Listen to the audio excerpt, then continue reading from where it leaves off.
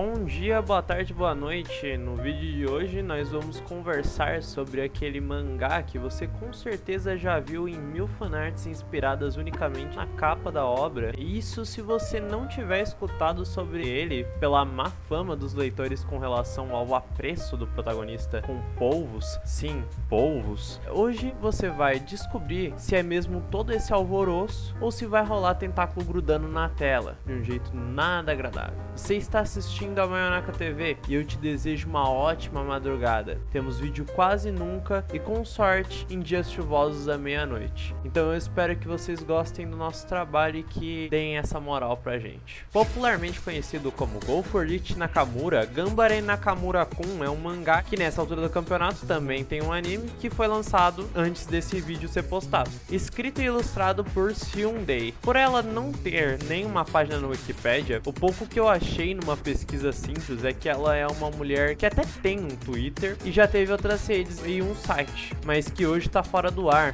E considerando tudo isso que foi dito e o tempo desde que o site saiu do ar e que ela não usa o Twitter, se ela não quer ser encontrada, fica difícil de fazer algo diferentão pra falar do mangá aqui, vendo que não tem muito pra eu encher linguiça. A história se concentra no grande Nakamura e as diversas situações peculiares às quais ele se envolve ou assiste para alcançar a atenção e o amor do garoto por quem se apaixonou logo de cara. O Hirose. Não esse. Esse também não. Esse. E com seus superpoderes de protagonista de jogo da Atlus, ele até já descobriu todos os gostos do rapaz. É extremamente importante dizer como a arte da autora é muito fofa, tipo, muito lindinha, lembrando bastante outras histórias como as da Clamp, por exemplo. E é no segundo capítulo que a gente é introduzido à paixão do Nakamura por polvos.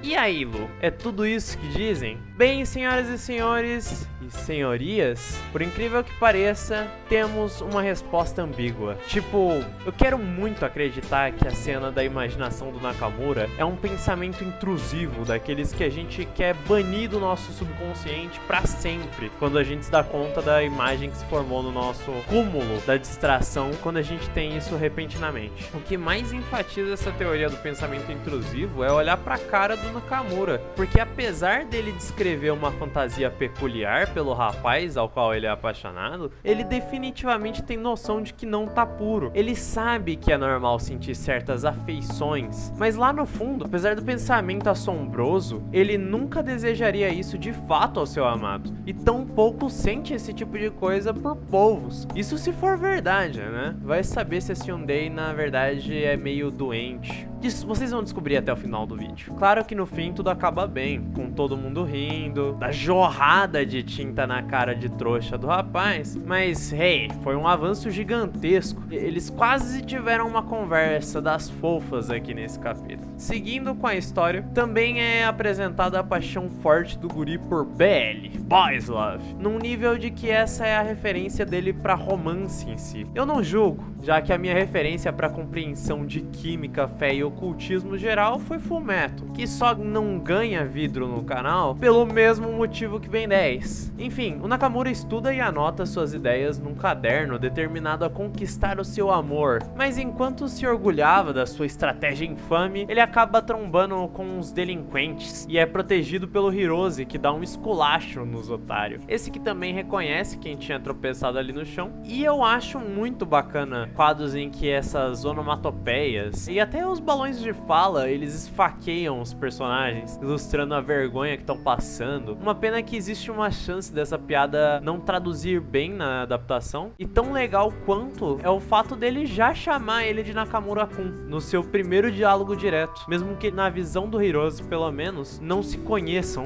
Segundos depois, o rapaz que, tá, desculpa ficar toda hora cortando brisa, mas eu preciso fazer parecer que pelo menos até aqui o vídeo não foi só resumo. O Hirose é mesmo muito bonitinho. Não que todos nesse traço não sejam, só que ele parece que foi feito com um amor surpreendente, sabe? Ele me lembra um pouco, e sim, é comparação estranha, o Tails. Tipo, olha essa carinha, o jeitinho brother dele, bem camarada, bem companheiro, com a galera e com o próprio Nakamura. É muito fofo.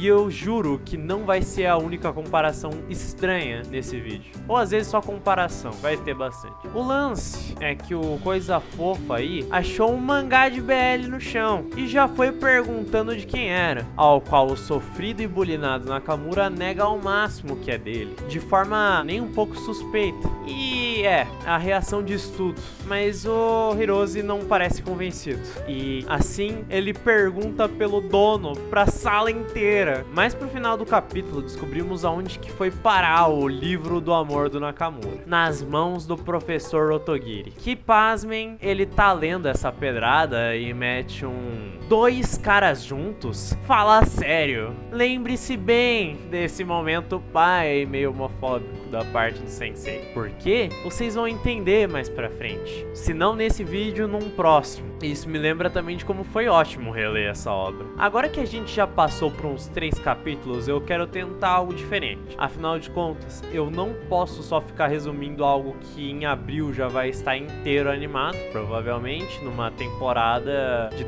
uns 12 episódios. Então, com isso eu vou realçar momentos interessantes enquanto comento outros pontos fortes e memoráveis da obra. Uma das coisas que eu sempre lembrava com carinho desse mangá, antes mesmo de reler, é o quanto ele é minimamente realista com os sentimentos de paixão por alguém, principalmente de um rapaz jovem por outros. Tipo, tá bom que vai muito de experiência para experiência, vivências e etc, mas é muito interessante o jeitinho do Nakamura e as situações que ele experiencia durante esses capítulos. Ele desenha o Hirose fazendo uma cara assustadora e espanta completamente o moleque. E na página seguinte ele tá todo apaixonado dizendo: ah, que bonitinho. É durante esse mesmo momento na obra, por exemplo, que a gente é introduzido a Kawamura, que desenha muito bem, inclusive desenhando bem o Hirose. E com isso faz o Nakamura se tornar um fã dela. Eu fico bem triste pela guria, tipo, ela real se apaixona pelo Nakamura, então dá pra imaginar o fim que leva a história dela. Essa sequência aqui é a definição perfeita do flashback que todos nós sobreviventes do lixo que é o ensino médio queremos esquecer com todas as forças. E dói. Ah, como dói.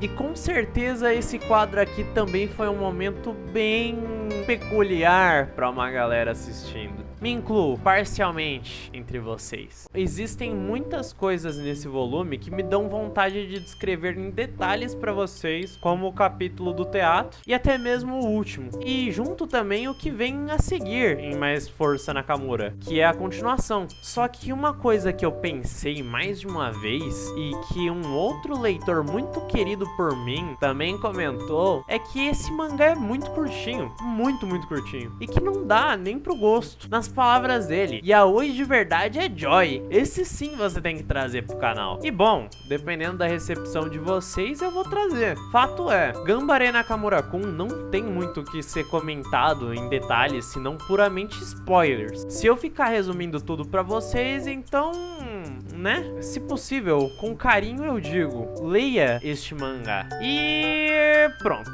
Agora sim a gente tá no caminho pro quadro desse canal que muitos queriam ver de volta.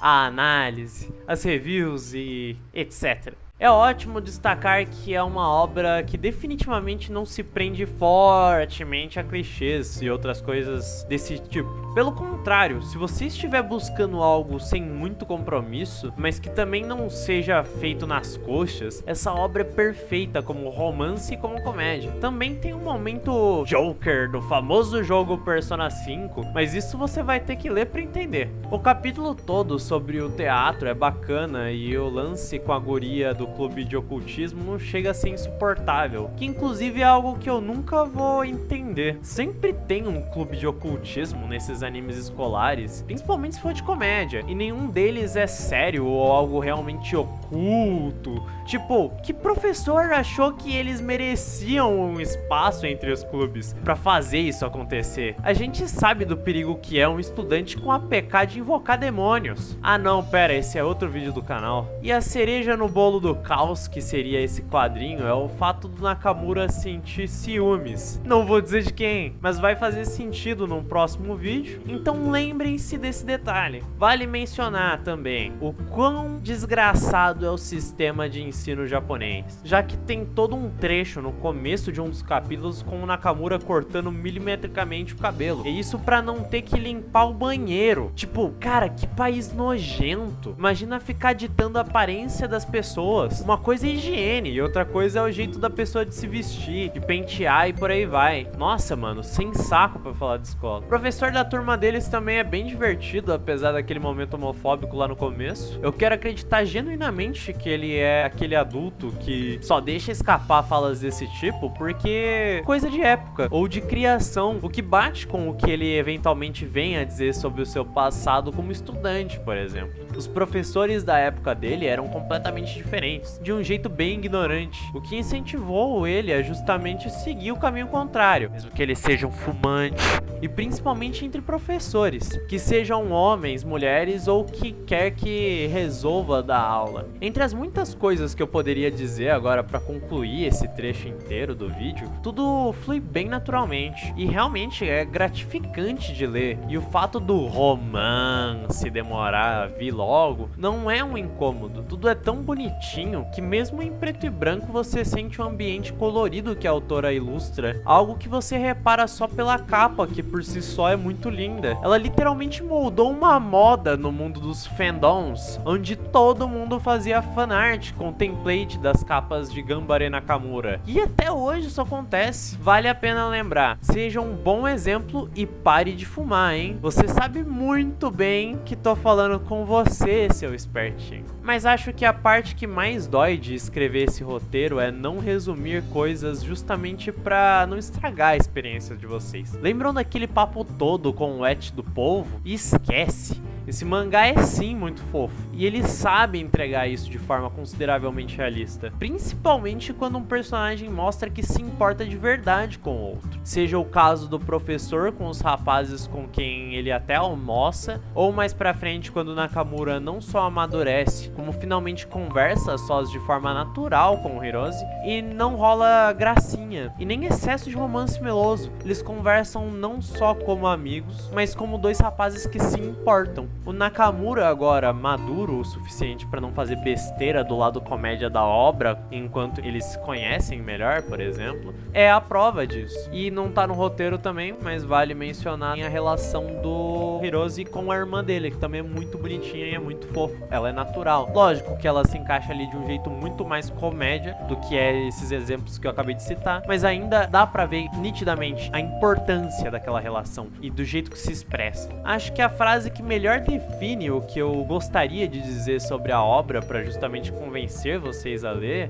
é: então o Hirose também se sente assim. O Nakamura não fala isso só porque tá preocupado, cheio de ansiedade adolescente e paixonite. Ele diz isso principalmente porque tá percebendo o quanto de humanidade e vida existe naquele que ele tanto ama, no seu semelhante. E se para isso acontecer, ele irá descobrir que eles têm muito mais em comum, melhor ainda. É simplesmente impossível de ler essa obra sem sentir um quentinho no coração. É algo que eu me lembro de ter sentido, por exemplo, assistindo o filme Luca, mas eu não vou elaborar porque esse aqui não é o vídeo certo pra isso. E depois de todo esse monólogo enorme e meloso sobre esse garoto apaixonado, a autora nos presenteou com mais uma cartada pra esfregar na cara dos desavisados do Twitter, que é: Ganbare Nakamura-kun nunca foi pensado para ser serializado. Isso mesmo. E portanto, teve aquele momento meio paia no segundo capítulo. Também sugestão do editor da Siunde. Claro, vale mencionar. Hoje nós aprendemos que não tem nada de errado em ser fã de polvos, desde que você não cause danos ou constrangimento ao animal, claro. Além do fator,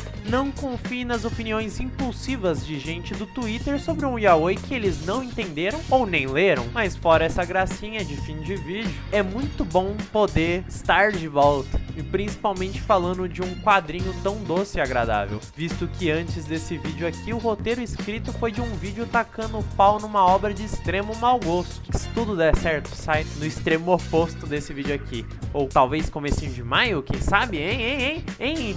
Vamos que vamos? Será? O roteiro já tá aí, só revisar. Mais uma vez, eu sou obrigada a agradecer com todo o amor e carinho do mundo a paciência de cada um de vocês, seja os canais parceiros, seja a editora, seja o pessoal que acompanha o canal há 3, 5 anos. O lançamento dos vídeos tá demorado e tal, mas eu espero que vocês continuem compreensivos. Vamos voltar a fazer review e análise nesse formato também. Eu pretendo trazer mais quadrinhos e principalmente obras japonesas pro canal, que não tenham o devido reconhecimento. Então, se vocês gostaram desse vídeo aqui, eu aconselho esperar pelos futuros com paciência e com o mesmo carinho que a gente coloca aqui para trazer eles para vocês. Nos vemos em um próximo programa e em alguma outra madrugada aqui na Mayonaka TV. O meu nome é Lu e eu me despeço de vocês com muito amor e carinho. Se cuidem!